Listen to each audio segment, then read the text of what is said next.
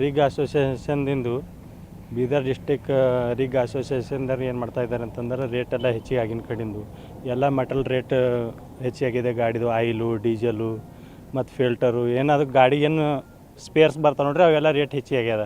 ಹಾಗಾಗಿ ಎಲ್ಲ ಸರ್ಕಾರನೂ ಏನದ ಹಿಂದಿನ 10 ವರ್ಷದಿಂದ ಏನದ ಪೂರಾ ರೇಟು ಅದೇ 365 ರೂಪಾಯಿ ಮೀಟ್ರ್ ಕೊಡ್ತಾಯಿದೆ.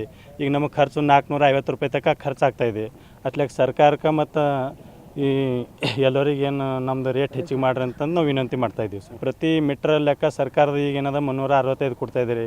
ಈಗ 500 ತನಕ ಮಾಡಿದ್ರೆ ನಮಗೆ ಅದಕ್ಕೆ ವರ್ಕೌಟ್ ಆಗ್ತದೆ ಮತ್ತು ನಾವು ಸರ್ಕಾರಕ್ಕೆ ವಿನಂತಿ ಮಾಡ್ತಾಯಿದ್ದೀವಿ. ದರ ಪರಿಷ್ಕರಣೆ ಮಾಡಿ ಅದಕ್ಕೆ ಏನದ ಹೆಚ್ಚಿಗೆ ಈಗ ಏನು ಖರ್ಚಾಗ್ತಿದೆ, ಈಗ ಡೀಸೆಲ್ ಅದ, ಲೇಬರ್ ಚಾರ್ಜ್ ಇದೆ, ಮತ್ತು ಗಾಡಿ ಎಲ್ಲ ಐಟಮ್ ಏನದ ಪೂರಾ ನಟ್ ಬೋಲ್ಟ್ ಹಿಡಿದು ಟೈರ್ ಹಿಡಿದು ಎಲ್ಲ ಪೂರಾ ರೇಟ್ ಹೆಚ್ಚಿಗೆ ಆಗಿದೆ. ಈಗ ಅದ್ರ ಕಡೆಯಿಂದ ಈಗ ಅದೇ ಹಳೆ ದರದಲ್ಲಿ ಓಡಿಸ್ಬೇಕಂದ್ರೆ ಪೂರಾ ಖರ್ಚಕ್ಕಿಂತ ಜಾಸ್ತಿ ನಮ್ಗೆ ನುಕ್ಸಾನ್ ಆಗ್ಲತ್ತದ. ಅದು ಹಾಗಾಗಿ ಹೆಚ್ಚಿನ ರೇಟ್ ಕೊಡ್ಬೇಕಂತ ನಾವು ಸರ್ಕಾರಕ್ಕೆ ಮತ್ತು ಬೀದರ್ ಜನತೆಯಲ್ಲಿ ನಾವು ಕೇಳ್ಕೊಳ್ತಾ ಇದ್ದೀವಿ. ಉತ್ತರ ಕರ್ನಾಟಕ ನ್ಯೂಸ್, ಇದು ಕನ್ನಡದ ಉಸಿರು.